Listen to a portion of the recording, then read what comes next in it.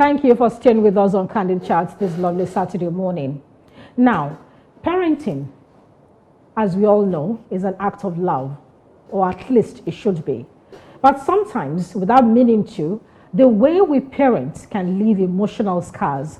Today on Candid Chats, we ask a difficult but very important question. Are we raising children, or are we unknowingly hurting them? To help answer this question and also shed more light on when parenting hurts is a mental health advocate and founder Azweri Mental Health Foundation, Dr. Konyere Adele Uzoma. Our guest wears many hats, as she's also a lawyer, an author, and an international mindset speaker. Good morning, Dr. Konyere. Good morning. Welcome to Candid Chats. Oh, thank so you. Let's dive straight into it. We have a lot to talk Can I about compliment with her? very little time. I need to compliment and her. you look gorgeous. She looks absolutely gorgeous. Okay, great. Now, Thank you very much. when does parenting cross the line from discipline to emotional harm? And how can a loving parent know where that line is drawn? How can we tell the difference? That's, I'm trying to find the right words to describe it, to say it, but I'll still describe it. In this part of the world, we parents, I do genuinely believe that parents do love their children. But when does that cross? When are the lines? When does it start to blur? We believe that if we discipline our children, because all we're looking out for is the end product, Yes. right? So with parenting, I find that in this part of the world, we're not looking at the process.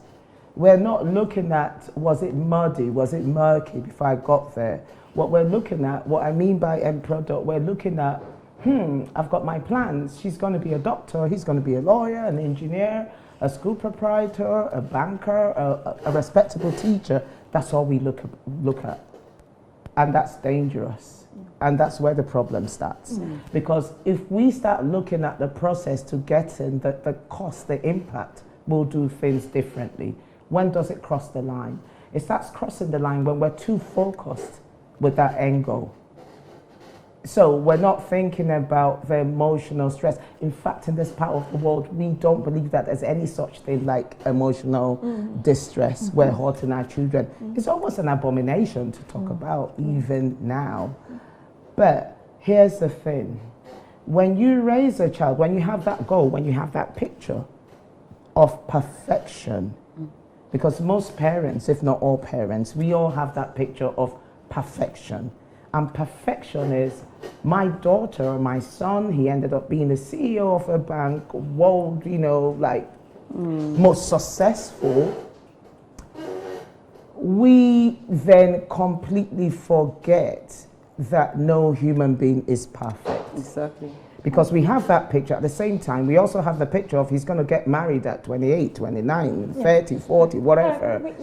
With the kids. We have it planned out like we're gods. And because that's the focus, we become very harsh.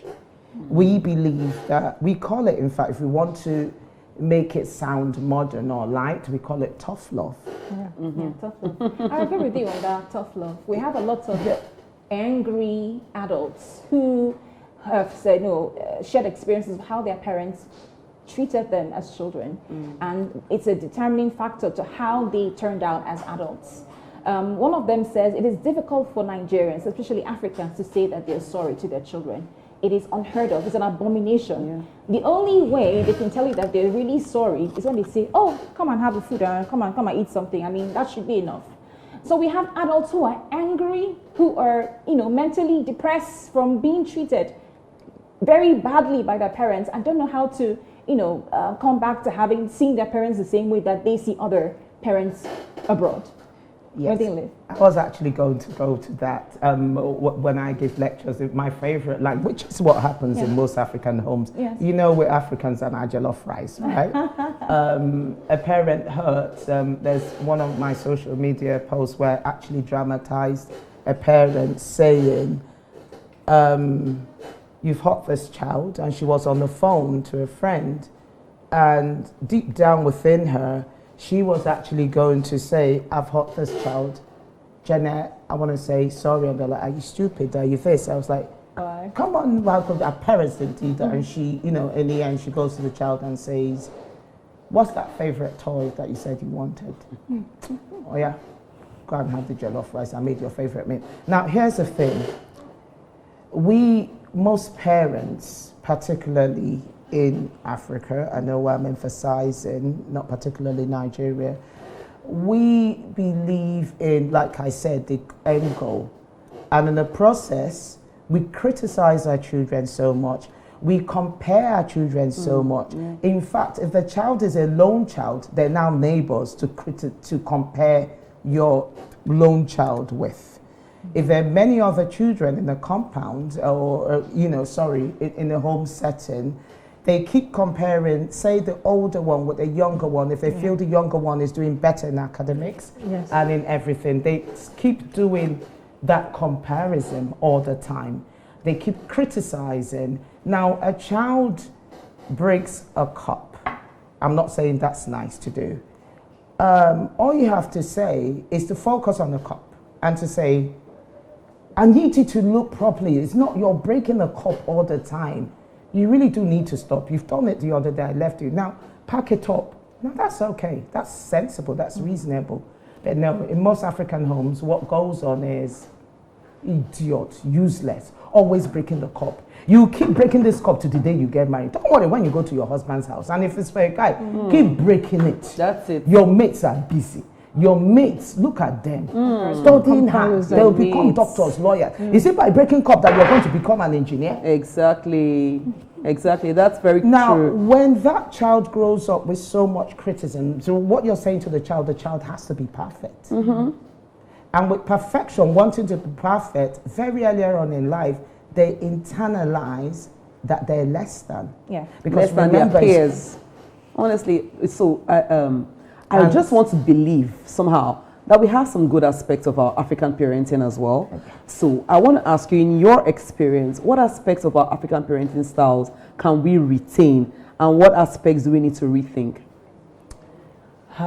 That's not such a tough question, but it needs to be broken down. I'll just say the goodness about African parenting, everything is good about it. If we could take away that sense of, I had you, I carried you in my belly for 9 months, so I own you. I'm your parents. If we could take away that entitlement ownership over our children, I'm not saying that the children are not ours, but it's almost the thought of it alone, that your child could actually be able to reason independently.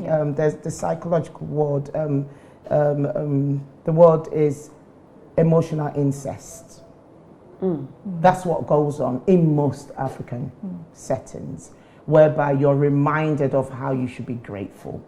With the dads, they'll tell, after all I did for you. Yeah. So it goes down, it starts from childhood into adulthood, into the sort of wife he wants to marry, into the sort of relationship he wants to go into, or jobs. And for the woman, the same thing.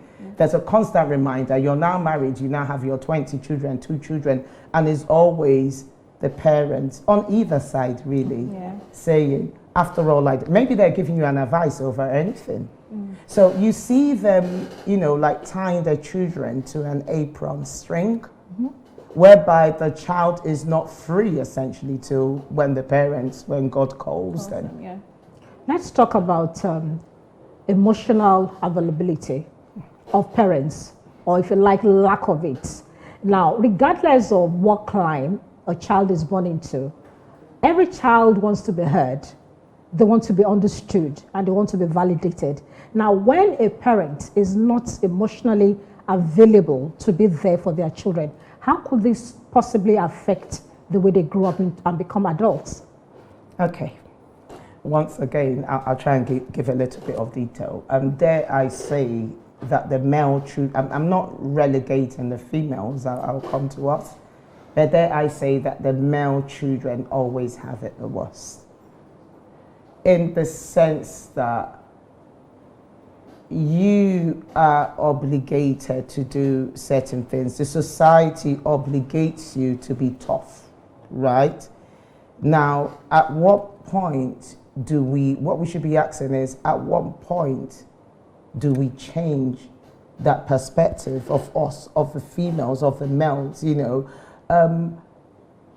parents should, now I'm not criticizing that, but to be honest, there is a lot of good in what we're doing, but it's just the way, because when you hurt a child so much to the extent where that child can't cope, it breeds what they call, the psychological, is actually a mental health illness called narcissism, whereby, and it happens between the ages of 2 and 4. So the word narcissism has been thrown around so much that a lot of people don't even know the root causes. The root cause is simple, one word. That is the excessive, extreme abuse or neglect of a child. So being emotionally available for a child is so important, and there's no shame. Because of the way we were actually raised, it's sort of like a taboo to be friends with your child. No, it's true. It's true. Yeah. I know. I know of a lot of people. I mean, it's like a badge of honor when we adults, when we talk, or, even teenagers, they recount the years of the constant beating, and they always end up saying, "Oh, but I needed it. Man, if not for that beating there, where would I be?"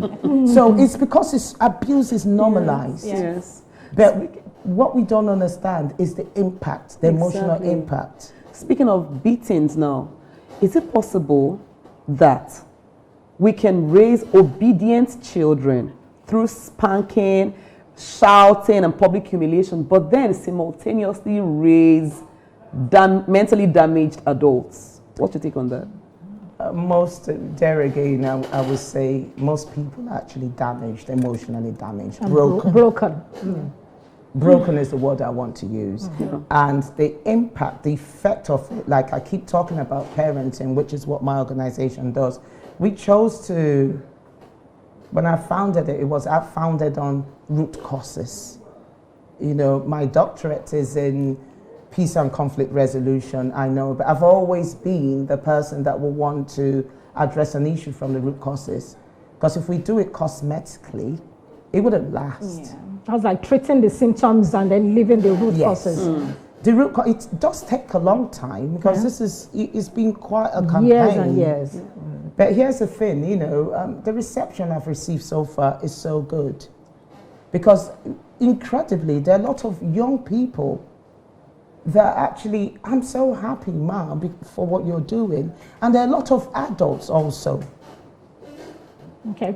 Now, before we let you go, because our time is fast spent, now, in cases where we've gotten parenting wrong and we still have a measure of influence over our children, how can we repair the damage that has been done before it is too late? Quickly, in 30 seconds. Stigma. We need to take away the word stigma. We need to take away the pride.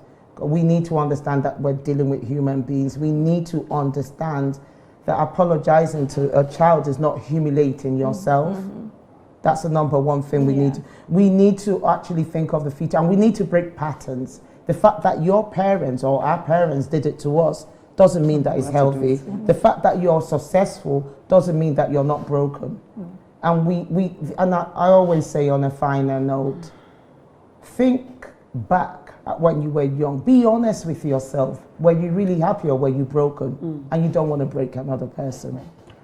On that note, we'd like to thank you very much, Dr. Okonyeri Adele-Uzoma, for sharing your brilliant insights with us about what happens when parenting hurts. I'm sure all of us here have learned, and I hope that our viewers have also learned something useful from you today. Thank you for being here.